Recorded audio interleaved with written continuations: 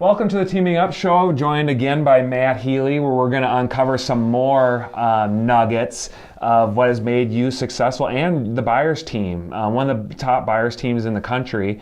And we're going to just dive deep into that. So we're going to talk today about buyer consultation and best practices. So let's just dive right in here. What's the reason for a meeting? Because let's just, one step before that, I cannot tell you how many agents have told me that, hey, I just get a phone call and I'm a Pop-Tart realtor and I run out to the property. I get out there and I show them the property, never met them, don't know if they can buy a house, don't know if they're pre-approved or not, but I just want to get them to meet them to try to make a consultation. But I got to say, we have never done that here, and you've never fell into that. I'm not saying never, never, ever, but out of the hundreds of buyers we've worked with, you're talking about very small not even like 1%. 1-2%. Right, yeah. exactly. Yep. So, and of those 1 or 2% that I did meet at the property, I knew that they were pre-qualified. I had our lender reach out to them and had all their information. And more or less, usually it's a relocation. They're only here for a short period of time, and I've done a couple of those. And it's like next door to your house or something like that. Yeah, and I knew they didn't have another agent. I knew that. So let's go back to the 99 or 98% of the way we've done business that has made us super successful, and talk about what's the reason for a meeting. So what's the reason for a consultation? So the buyer consultation versus meeting someone at the property. When someone calls on your listing, somebody calls you, or you're reaching out to somebody that came through as a lead, and you want to try to convert them, the number one thing that we try to do is sell them on the buyer consultation, right? You're convincing them, instead of showing the property, you're convincing them that it's better for them to come in and meet you. Not only, I guess, for security reasons, we hear that a lot, but for us, it's the main reason that they're coming in is to sign paperwork. That's really it. If I can do that if I feel like I can do that in 1 minute, I'm going to do it in 1 minute. If I can do it in an hour, or 2 hours, whatever it takes. But I'm going to look for the opening in that consultation to get them to sign paperwork. Right. And the second thing, the second big reason for the consultation is to really set expectations, not only for them but for me, as far as what they should expect in the transaction. And we're going to talk about this in another video, but to saving the time for myself in real estate as far as showing homes and some other things. But again, you're being really professional, and you're setting a completely different tone to what other agents would do, and that makes you feel like, hey, this guy or gal knows what they're doing. Well, I'm shifting more or less. Okay, so I'm shifting the power from the buyer to me by bringing them in here. Now, and that's what the best salespeople do. Absolutely. They provide crazy amount of value, and they know how to do that, and this is the way we do it. When you go to a doctor's office or you're sick or something, you don't ask them, like, what are you doing? When you go to someone that you've been referred to, and they say, I'm going to do this, I'm going to do this, I'm going to do this, I'm going to do this, and they want you to take it from them and show them that you know what you're doing, right? Yeah.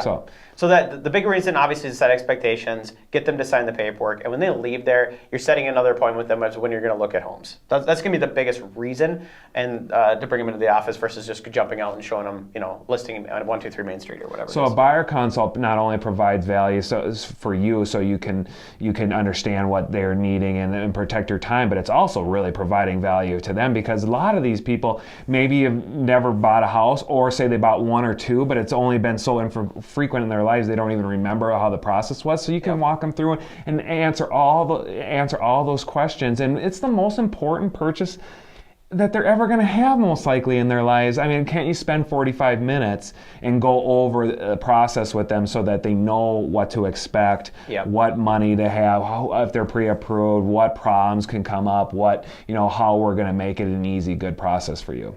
And the way, obviously, doing that is asking them a whole bunch of questions in the meeting so that you really understand exactly what their needs and wants are in the next home. And when they deviate from that, which 99% of the time they do, you can go back to them and say, remember in our consultation that we talked about, you said this is something you wouldn't consider as a buyer. Is that changed, or is that something that is remain the same, and you just really like the pictures online? Right. You can go back to some of these things and not like call them out on a little bit, but make sure they're staying on the path that they said they really want to stay on. So when we were talking the other day, you were telling me that you're at like 90, high 90%, you and Ryan, where if they came into the office, you got them under contract. So it's not really the problem of getting under contract, but what typical objections do you get when you're meeting with those buyers? Or are there just not that many objections? There's definitely objections that we run into. One being, I gotta interview other agents. That's probably the biggest one that we run into. Is like, And what percentage of the people do you run into that? Maybe 10%. Okay, so 1 out of 10 you're talking about? Yeah, 1 out of 10 is like, I'm going to interview other agents. Yep. I want to read through the paperwork. We get that all the time. Okay. I want to read through the paperwork. And okay. We can probably do a whole video on just the buyer consultation, right. actually practicing it or showing it. Right. But a big part of that is when that comes up, it's like, I just want to do the paperwork thing, which is probably the number one objection that we handle. Is I say, great, I got to step out for a few minutes anyway. I'll give you 30 minutes, 10 minutes, 15 minutes, whatever you need to review all the paperwork. And if I come back, I'll answer any questions you have so at least you can leave here with an agent that you feel comfortable with. And then so does that usually work? Is where they'll actually sit down for 10, 20, 30 minutes and read Usually it? what they say is, you know what, don't worry about it. I'll just go ahead and sign it. That's usually what happens. I figured. Okay. They're just looking for a reason to tell you no. Okay. Or I'll say I feel like I'm really a good fit here. Like I feel like I can help you. Did I miss something, or is there something I didn't provide or show you in the consultation where you didn't feel like I'd be a good fit?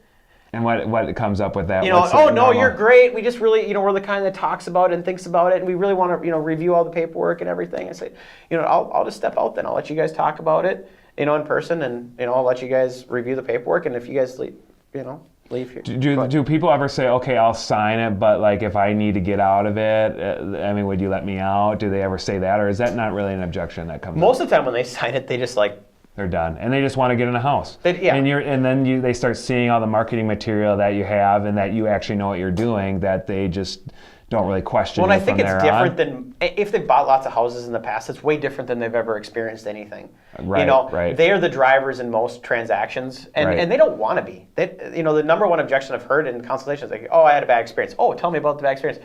I was finding all the homes, and they weren't sending me homes, and I had to tell them when I was available to shop for homes. They didn't provide any value, and they were associating a house with an agent, and that's just not the right way. You should associate the agent with a relationship with, that's going to help you with a ginormous financial decision. Right. Okay. So maybe kind of wrapping this up, what about different types of buyers that you have in your consults? Is there times where you're adapting to certain people and who they are and changing your presentation in any way, or no, not really? Yeah, because if they're a real detail-oriented person, and I can absolutely tell, right. With just your initial questions that you're going to be asking them, and then so do you have a list of like 10 questions you're asking them out of the gate? I don't. Okay. I usually ask the same questions. Okay. But I haven't written it down or whatever. But I guess for the most part, when they come in and they're a detail-oriented person, I'm going to spend a lot of time, and usually that means they have a notebook. They've brought a pen and paper, and they have questions lined out. I know this person's going to probably be a detail person. Okay. I have somebody that shows up a couple minutes late. They're just like, a single person there. They just run to the conference room. They want to get out of there as soon as possible. And so I'll be very, very fast with everything and say, what is going to be the most helpful for you is knowing what's on the market today, knowing your price range. Let's get the search going. Let's get that done with. Let's get through the paperwork, and let's get you out the door. And they appreciate that side of things. Right. And then, because they must be somewhat motivated if they came to the office. Absolutely. Isn't that the greatest thing? Because number one thing we know they're motivated if they come in here. That's what I mean. That's one thing that the biggest probably waste of agents' time is working with people that aren't that motivated. That's got to be one of the top. And you're kind of slicing that down. You're getting rid of that objection or problem right off the bat if they're coming in. Yep. Especially if they've never met you before and they're already coming in, they must be somewhat motivated. Yeah, and I would say that actually the percentage, if we have 90% or 95% of the people that sign up, there's a portion of people we choose not to work with. Mm-hmm. I mean, one of the questions I do say almost in every consultation one of three things is going to happen today. One, you're going to choose to work with me. Two is you're going to choose that I'm not a good fit for you. Or three is I'm going to choose I just don't feel like I can provide enough value for you. And we'll just part as friends. So one of those things are going to happen today. Do you have any questions on that? And sometimes they'll be like, what do you mean by the last one? Or what do you mean? But most of the time they say, that makes perfect sense. And we just kind of spitball from there. And if it ever does come up at the end, is like, I just feel like I want to take this home and read it and think about it. And they say, you remember when I said, one of three things is going to happen here today? Is it that you just choose that I'm not going to be a good fit and kind of call them out on it?